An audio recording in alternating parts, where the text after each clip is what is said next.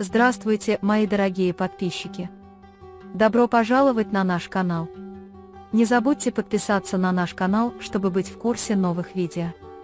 Дилан и Боран ссорятся из-за Толги. Боран очень злится, когда Дилан говорит, что он ревнует, и хвалит Толгу. Он говорит: «Я не ревную, ты смотришь поверхностно». Он говорит: «Ты моя жена, и я тебе доверяю, у меня нет причин ревновать». Когда Дилан говорит: «Мне не понравился этот парень», и спрашивает, почему, Боран объясняет, что мне не нравилась его манера говорить, его внешний вид, он был слишком искренним и ненужным. Дилан говорит, что неправильно давать такие комментарии о людях за такое короткое время, вы слишком сильно преувеличиваете. Боран говорит, что он не преувеличивает, возможно, я просто немного защищаюсь, давайте не будем давать этому человеку такой большой проект. В то время как Дилан говорит, что господин Толга выполняет свою работу, Боран говорит: «Я чувствую, что что-то мне не нравится в этом человеке». В то время как Дилан встает и уходит от него, Боран говорит: «Увидишь, когда то, что я сказал, сбудется, ты придешь и скажешь мне». Когда Акиф идет к Берфину и спрашивает, не хочет ли его семья меня, Берфин отрицает это и говорит, что не имеет к ним никакого отношения. Когда Акиф говорит: «Хорошо, посмотри мне в глаза и скажи, что ты меня не любишь», Берфин вбегает внутрь и говорит: «Оставь меня». Пока Тарик думал о том моменте, когда Джейда сказала ему, что он станет отцом, к нему приходит Миран. Глаза Тарика наполнились слезами, когда он подумал об этом моменте.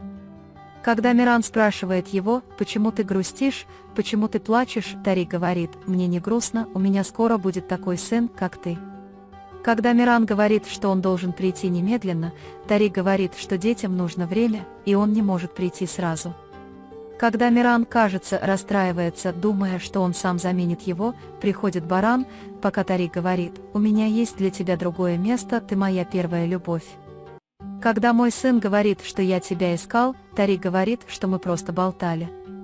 Когда Миран спрашивает своего отца, будет ли он моим братом, Боран отвечает: «Нет, сын мой, он будет твоим двоюродным братом, а двоюродный брат считается половиной брата. Ты будешь защищать его, ты будешь его героем». Возможно, Миран очень доволен. Тарик говорит: «У меня уже много лет не было детей, я испытал это чувство с Мираном. Надеюсь, мой сын будет таким же чистосердечным, честным и сострадательным, как он». Боран говорит Мирану: «Поднимись наверх, прежде чем разозлить свою мать, и поскольку твоя мать не в состоянии видеть ничего, кроме ее гнева на меня, они держат ее за руку и вместе идут наверх». Дилан готовит завтрак для Борана на кухне, пока приходит Боран.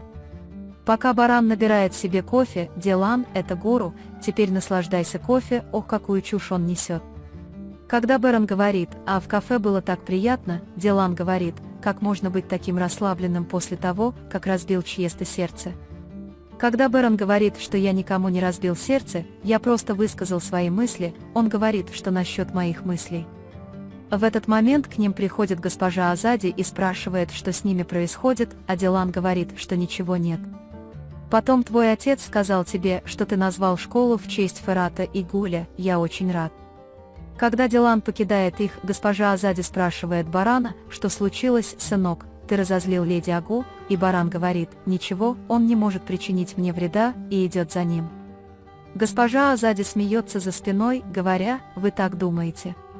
Пока Берфин думает о своем разговоре с Акифом и расстраивается, когда к ней приходит Азади и спрашивает, что с тобой случилось, Берфин не хочет ничего говорить. Когда госпожа Азади дает ему советы и говорит, что нас всех проверяют, важно, чтобы мы принимали правильные решения и всегда вели себя хорошо, Берфин говорит: «Но я не знаю, кто из них прав, а кто нет». Госпожа Азади говорит, что есть только одна истина: вы должны слушать свое сердце, сердце не делает неправильного, и дает ей серьги, которые она унаследовала от матери, чтобы посмотреть, понравятся ли они вам. Когда Берфин говорит: «Это очень мило, мне очень понравилось», госпожа Азади говорит: «Я сейчас выйду, послушаю свое сердце и голос». Берфин вспоминает совет дяди Ахмета, когда она говорит: «Мне так страшно, когда я одна, что у меня не хватает смелости сделать это».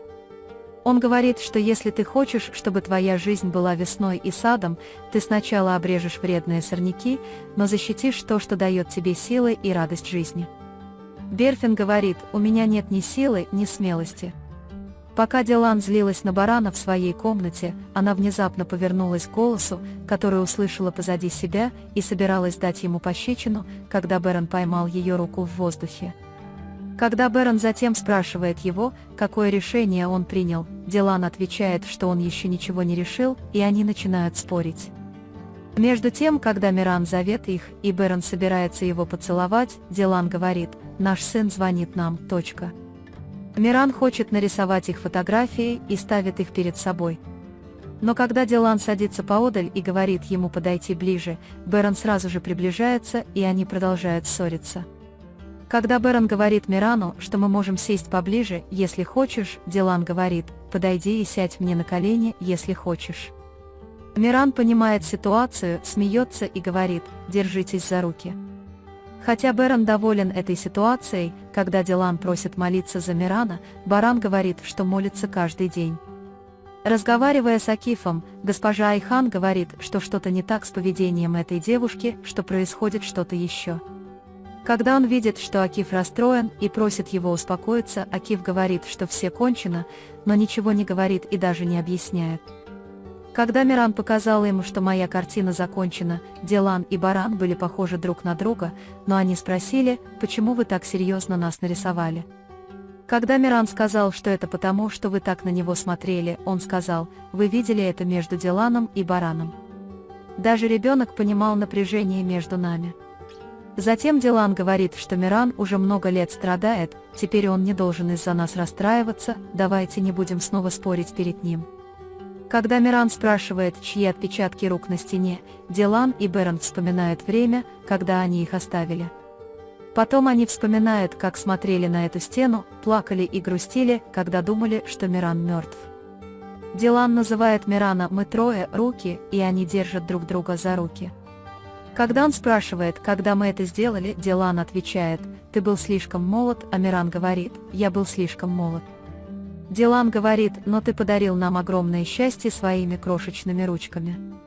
Когда Миран хочет сделать это снова, Дилан говорит: хорошо, твой отец должен немедленно принести нам краску, говорит Бэрон, как прикажешь, моя жена. Берфин плачет, читая ей послание Акифа, и в этот момент Тугба приносит ей суп и говорит: хватит, тебе придется съесть столько горя. Когда Берфин говорит: ты наделал хлопот, но у меня нет аппетита, Тугба отвечает: ты ничего не ел с утра, тебя затошнит. Когда Тугба говорит, что ваша любовь с Акифом должна продолжаться, несмотря ни на что вы не можете так легко сдаваться, Берфин говорит, что есть вещи, которых вы не знаете. Тугба говорит, что я не знаю, есть ли кто-то еще в жизни Акиф-бея.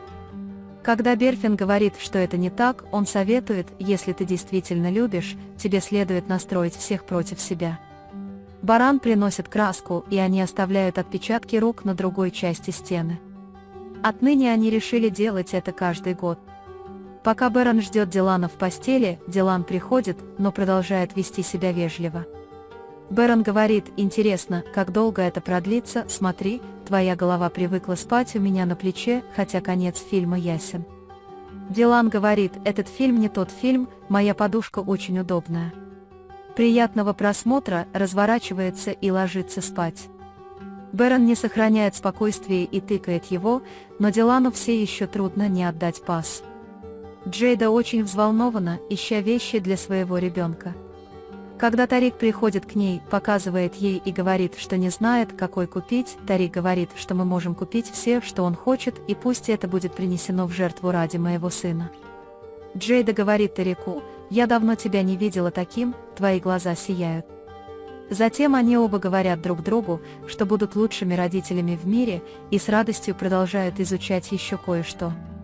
Берфин, с другой стороны, смотрит на фотографию Акифа и плачет, думая о моментах, которые она пережила на ужине, с которым гуляла.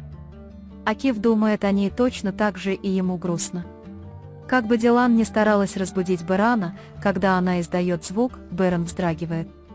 Когда он спрашивает, что случилось, Дилан отвечает: я собирался выпить воды, но она упала. Утром, и Бэрон снова засыпает. Дилан злится, потому что здесь надвигается апокалипсис, а мужчина крепко спит. Когда Бэрон просыпается утром на груди Дилана, Дилан говорит, что на этот раз финал фильма изменился. Когда Баран говорит, что это потому, что ты привлек меня к нему, Дилан не принимает этого, и как только он открывает глаза, они снова спорят из-за мистера Толги, и когда Дилан встает с кровати и уходит, Акиф звонит Барану и говорит, что нам нужно поговорить. Пока Акиф и Тарик находятся в кабинете, Тарик спрашивает, какие новости, и Акиф говорит, что Баран должен прийти, и мы сможем поговорить. Когда приходит Бэрон, он говорит, что в следах на месте преступления ничего нет, но браслет сделан аккуратно, если мы найдем мастера, который его сделал, то сможем найти и убийцу.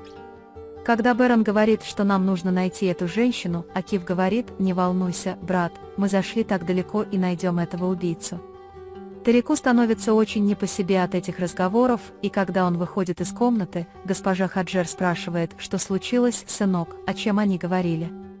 Когда Тарик говорит, что решение Бараном этого вопроса – лишь вопрос времени, госпожа Хаджер злится и говорит, а нет. Увидев, что Дилан готовится, Баран спрашивает, собирается ли он куда-нибудь, Дилан говорит, что встретится с Хулуси Толгобеем. Когда Бэрон смотрит на него и говорит, ты снова будешь заниматься своим делом, Дилан говорит, не волнуйся, я просто пойду и скажу тебе, что мы не хотим работать. Когда Бэрон сказал, ты принял правильное решение, Дилан, я сказал, что ты понял, но ты не понял, теперь сядь и подумай об этом, и ушел. Бэрон сидит, думает и говорит, что все еще не понимают. Госпожа Айхан приходит в особняк, и когда она хочет поговорить с Берфином, госпожа Хаджер разговаривает с ними свысока, а госпожа Айхан говорит, что Берфин – большая девочка, достаточно взрослая, чтобы принимать собственные решения. Когда Акиф хочет забрать Гэжу Айхан, госпожа Айхан говорит, подожди, сынок, мы разговариваем. Госпожа Хаджер говорит, что ни о чем говорить, и пока она разговаривает с Акифом, моя дочь вам не ровня, я не свяжу ее судьбу с вами, госпожа Азади и господин Кудрет подходят к ним и пытаются понять. Что случилось? Дилан готовит что-то для Мирана на кухне и отправляет Тукбе. Пока он делает другие приготовления, к нему приходит Баран и спрашивает, что вы имеете в виду, говоря, что не понимаете его вкрадчивых речей. Дилан объясняет, что хочет рассказать ему, потому что вас волнует только это. Его собственное мнение. Вы можете поделиться своим ценным мнением в разделе комментариев. Не забудьте подписаться и включить уведомления, чтобы увидеть больше видео. Увидимся в следующем видео. Береги себя. До свидания.